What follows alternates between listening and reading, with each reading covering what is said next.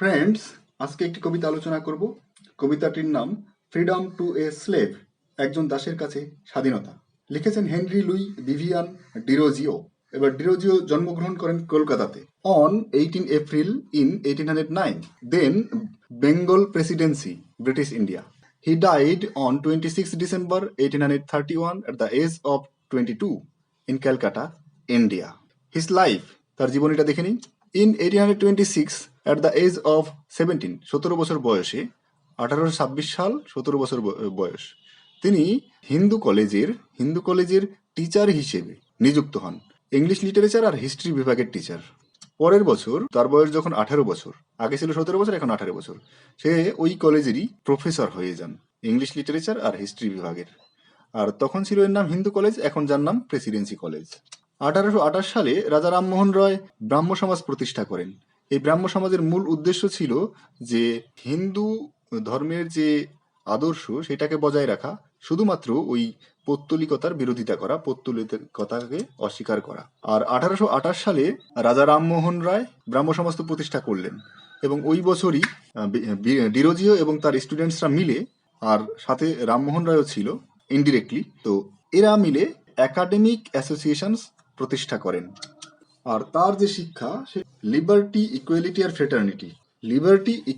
Fraternity, এই তিনটে ধারণাকে বেশি করে গুরুত্ব দিত। সে যখন পড়াতেন তখন এই তিনটে ধারণার উপরে বেশি গুরুত্ব আরোপ করতেন। His activities brought about the intellectual revolution in Bengal, Bangla renaissance, যেটা নবজাগরণ। It was called the young Bengal movement, এটাকে বলা হতো ইয়াং বেঙ্গল মুভমেন্ট, যেটা তার স্টুডেন্টসরা মিলে শুরু করেছিল। তার স্টুডেন্টসদের বা তার ফলোয়ার্সদের বলা হতো Derozians. The nomenclature of young Bengal নামটা দেওয়া হয়েছিল কোথা থেকে? না, ইয়াং ইটালি নাম থেকে এই ইয়াং বেঙ্গল নামটা দেওয়া হয়েছিল। আর ইয়াং ইটালি কি? Young Italy is a political movement for Italian youth under age 40. It was founded by Joseph Mazzini in 1831. এটা মনে রাখতে হবে, জোসেফ ম্যাথসিনি ইয়াং ইতালি প্রতিষ্ঠা করেন, এবং ইয়াং ইতালি সদস্যদের বয়স হতে হতো 40 বছরের নিচে। এই ইয়াং ইতালি কথাটি থেকে এই ইয়াং বেঙ্গল নামটা দেওয়া হয়েছে। আর এই ইয়াং বেঙ্গলসরা একটা পত্রিকা প্রকাশ করেন, পত্রিকাটির নাম Parthenon. Derozio was known during his life time as first national poet of modern India or India. তাকে ইন্ডিয়ার বা মডার্ন ইন্ডিয়ার প্রথম জাতীয় কবি বলা হয়। আবার 1831 সালের 25 April Vivian Derozio was compelled to resign from Hindu college in Calcutta. Hindu কলেজে তিনি রিজাইন দিতে বাধ্য হন চাপে পড়ে, কারণ তার শিক্ষা স্টুডেন্টসদের যে প্যারেন্টসরা মেনে নিতে পারছিল না। তাই তারা কর্তৃপক্ষকে অভিযোগ জানায় এবং কর্তৃপক্ষ ডিরোজিওকে রিজাইন করাতে বাধ্য করে। 1787 সালে ক্যালকাতাতে ডিরোজিও একটা পত্রিকার সঙ্গে যুক্ত হন, এবং এই পত্রিকাটির নাম ইন্ডিয়া গেজেট। এই দেখুন, Derozio lived here in this house, and it is this house that the first seeds of Bengal Renaissance were sowed. The house is situated between now the Entally Market and a row of shops on AJC Bose Road, Calcutta. Who is the father of Nabbango চিত্রকলা? উত্তর হবে Henry Louis Vivian Derozio. তার স্টুডেন্টসদের মধ্যে যারা উল্লেখযোগ্য তারা হলেন রাধানাথ শিকদার, প্যারিচাঁদ মিত্র, Krishnamohan Ghosh, Dakshinaranjan Mukherjee, Rasik Krishna Mallick. Derozio's ideas had a profound influence on social movement that came to be known as the Bengal Renaissance in early 19th century Bengal. He was viewed as something of an iconoclast by Alexander Duff. Alexander Duff তাকে একজন আইকোনোক্লাস্টিক মানুষ হিসেবে দেখতেন। বাংলায় আইকোনোক্লাস্ট বলতে বাংলায় যাকে বলা হয় যিনি পুরাতনতাকে ধ্বংস করবেন এবং যা কিছু ভালো নতুন তা প্রবর্তন করবেন, সেই রকম একজন হিসেবে তাকে দেখতেন। কে দেখতেন? Alexander Duff. He was influenced by the philosophy of David Hume. আর অনেকে আছে, তো প্রথমজন হচ্ছেন ডেভিড হিউম। অনেক জায়গা থেকে ডিরোজিও ইনফ্লুয়েন্সড হয়েছিলেন, উৎসাহ পেয়েছিলেন। তো ডেভিড হিউমকে জেনে নেই। He was a Scottish Enlightenment philosopher, historian, economist, and essayist who is best known today for his highly influential system of philosophical empiricism, skepticism, and naturalism. Beginning with a treatise of human nature. This is the treatise book written by Hume. Hume here strove to create a naturalistic science of man that examined the psychological basis of human nature. Hume argued against the existence of innate ideas, positing that all human knowledge derives solely from experience. This places him with Francis Bacon, Thomas Hobbes, John Locke, and George Berkeley as a British empiricist. Next Tom pain, এই লোকের কাছ থেকেও তিনি উৎসাহিত হয়েছিলেন, অনেক idea পেয়েছিলেন। তো টম পেইন কে ছিল? Tom Paine was an English-born American political activist, philosopher, political theorist, and revolutionary. He authored the two most influential pamphlets at the start of the American Revolution and inspired the patriots in 1776 to declare independence from Great Britain. His powerful pamphlets were number one, Common Sense. It was published in 1776. He wrote another, Rights of Man. It was published in 1791. Another, The Age of Reason. It was written later. This is the years. Paine has a claim to the title, The Father of the American Revolution. American Revolution এর জনক কাকে বলা হয়? Tom pain. Tom pain K? Independence day of America 4 July 1776। আবার French revolution থেকেও ডিরোজিও উৎসাহিত হয়েছিলেন। তো ফ্রেঞ্চ রেভলিউশন কবে হয়? না, 1789। ফ্রেঞ্চ রেভলিউশনের যে মূল ভাবধারা, যেমন rights of man, freedom, equality and fraternity, এই আইডিয়াগুলো ডিরোজিও গ্রহণ করেছিলেন ফ্রেঞ্চ রেভলিউশন থেকে। তারপর রোমান্টিক পোয়েটসদের দ্বারাও তিনি উৎসাহিত হন, যেমন Wordsworth, কলেরিজ, Shelley, Keats, Byron, Southey, Lehant. He taught the non-existence of God. Actually, he was an atheist. নাস্তিক ছিলেন। এই সূত্র ধরে পিবি শেলির কথা মনে পড়ে যায়। PB Shelley was expelled from university for this kind of philosophical belief. He was also an atheist and he wrote a necessity of atheism. তার জন্য তাকে কলেজ থেকে, ইউনিভার্সিটি থেকে এক্সপেল করে দেওয়া হয়, বের করে দেওয়া হয়েছিল পিবি শেলিকে। তো তার মতোই ভাবধারা আমরা কিন্তু ডিরোজিওর মতো দেখতে পাবো। ডিরোজিওকেও বার করে দেওয়া হয়েছিল প্রেসিডেন্সি কলেজ থেকে, এখনকার দিনে হিন্দু কলেজ থেকে। His body was buried in south park street symmetry beside the road of Calcutta.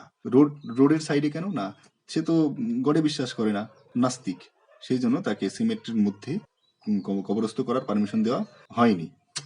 He said about himself that he was an atheistic and immoral poet. তার বিখ্যাত লেখাগুলোর মধ্যে রয়েছে পোয়েমস, যেটা 1827 সালে প্রকাশিত হয়। এই পোয়েমস হচ্ছে কবিতা সংগ্রহ, কবিতার সংকলন। এর মধ্যে অনেকগুলো পোয়েম রয়েছে।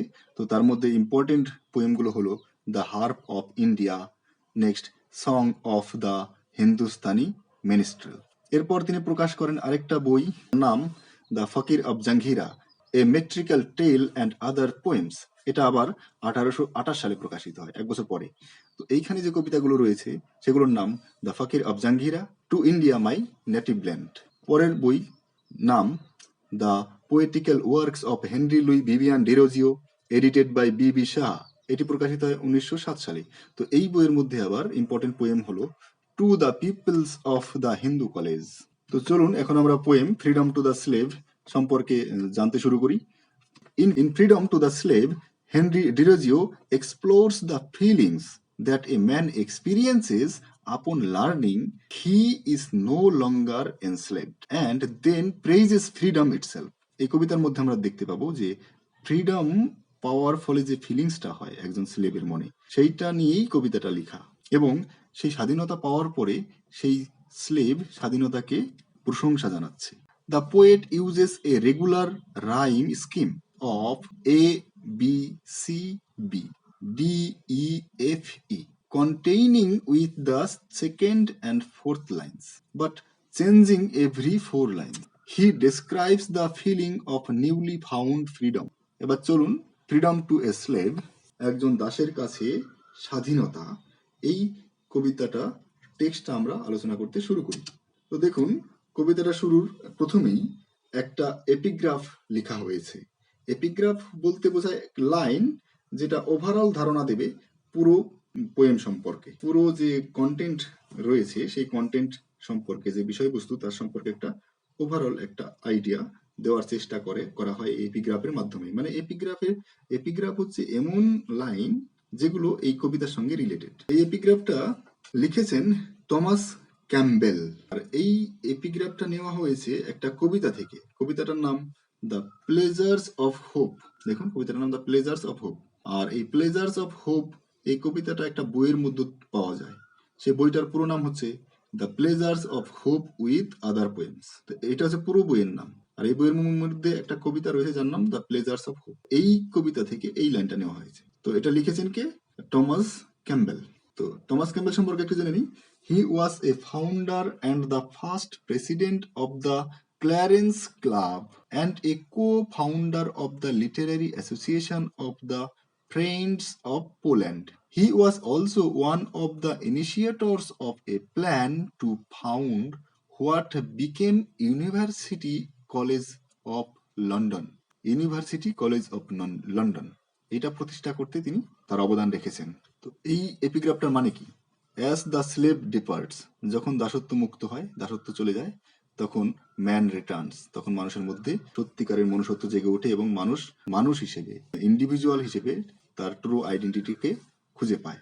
হাউ ফেল্ট হি বলতে যে নতুন ভাবে স্বাধীনতা পেয়েছে, দাসত্ব থেকে মুক্ত হয়েছে, সে কেমন অনুভব করে যখন when he first was told, যখন তাকে প্রথম বলা হয়েছিল a slave he ceased to be, তাকে স্বাধীনতা দেওয়া হয়েছে, সে আর দাস নয়। How proudly beats his heart, কত গর্বের সঙ্গে তার হৃদস্পন্দন হয়েছিল।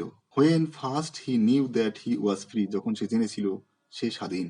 Two noblest feelings of the soul to glow at once again, পুনরায় তৎক্ষণাৎ আবার তার মনের মধ্যে একদম নোবেল সৎ পবিত্র ফিলিংস তার হৃদয়ের মধ্যে জেগে উঠেছিল, জলজল করে উঠেছিল, গ্লো। হি নেল্ট নো মোর, কারণ তাকে আর নতজানু হয়ে বসতে হবে না, হাঁটু গেড়ে বসতে হবে না, নতি স্বীকার করতে হবে না। হিজ থটস ওয়ার রেইজড, তার চিন্তা ভাবনা জেগে উঠলো। He felt himself a man, সে নিজেকে সত্যিকারের মানুষ ভাবতে শুরু করলো। তার মানে কি, যখন স্লেভ দাসত্বের মধ্যে থাকে তখন একজন মানুষের আইডেন্টিটি থাকে না, লস অফ আইডেন্টিটি। কিন্তু যখন দাসত্ব চলে যায়, যখন সে ফ্রি, তার মেন্টাল মাইন্ড যখন ফ্রি, তখন সে নিজেকে খুঁজে পায় এবং আইডেন্টিটি সে খুঁজে পায়, নিজেকে ম্যান হিসেবে সে ভাবতে শুরু করে। হি লুকড অ্যাবভ, সে উপরে তাকায়। The breath of heaven around him freshly below, সেই স্বর্গের যে হাওয়া, ব্রিদিং, সেটা তার চারিদিকে যেন নতুন ভাবে বইতে শুরু করেছে। এখানে সে শ্বাস প্রশ্বাস নিচ্ছে স্বাধীনভাবে, যেন সেটা স্বর্গীয় শ্বাস প্রশ্বাস, স্বর্গীয় অনুভূতি তার কাছে। He smiled exultingly to see as the wild birds as they flew, সে হাসলো গর্বের সঙ্গে এটা দেখে যে সে বন্য পাখিদের মতো স্বাধীন এবং সেও তাদের মতো সে উড়তে পারে, যা খুশি করতে পারে, সে স্বাধীন।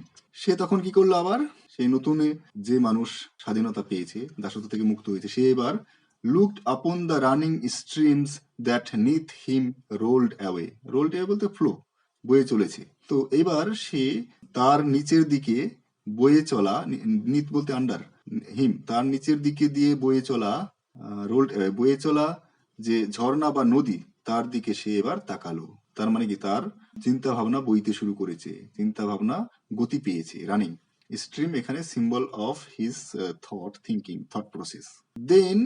দেন thought on winds and birds and flowers and cried I am free as they, এরপর সে বাতাসের কথা চিন্তা করলো, পাখিদের কথা চিন্তা করলো এবং ফ্লাড বন্যার কথা চিন্তা করলো, যারা খুব ফ্রি, এবং সে চিৎকার করে বলে উঠলো, cried I am free as they, আমিও তাদের মতো স্বাধীন। কাদের মতো? এই উইন্ডস, বার্ডস, ফ্লাডস, এদের মতো স্বাধীন। যখন স্বাধীনতা পাচ্ছে তার মধ্যে একটা আশ্চর্য অনুভূতি কাজ করছে, যেন নোট অফ এক্সক্লামেশন।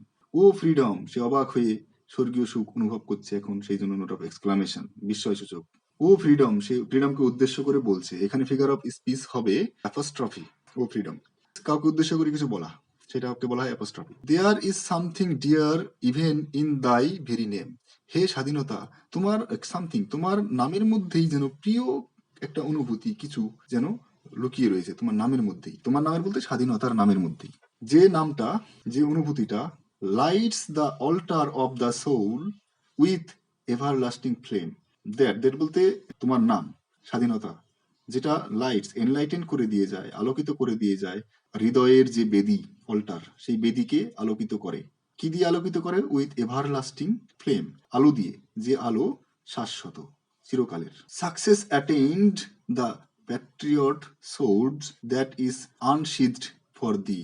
দেশপ্রেমিকের তরবারি সফলতা পায়, সেই সেই তরবারি তোমার কাছে এখন মুক্ত অবস্থায় রয়েছে, তুমি সেই তরবারি পেয়েছো, সেই স্বাধীনতা পেয়েছো। এখানে sword, open sword, unsheathed sword is compared to the freedom. তো তুমি সেরকম মুক্তি পেয়েছো, যেমন খাপের মধ্য থেকে তরবারি মুক্তি পায় এবং সাকসেস পায় দেশপ্রেমিক, ঠিক একইভাবে তুমিও তোমার মুক্তি পেয়েছো এবং তুমিও স্বাধীনতা, তুমিও সাকসেস পাবে।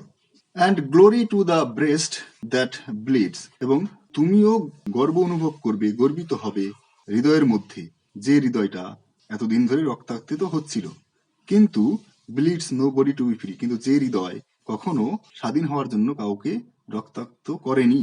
তার মানে এখানে বলা হচ্ছে যে তুমি স্বাধীনতা পেয়েছো মুক্ত তরবারির মতো, এবং তুমি গ্লোরি পেয়েছো, গ্লোরি বলতে স্বাধীনতা পেয়েছো, ভালো কিছু করবে।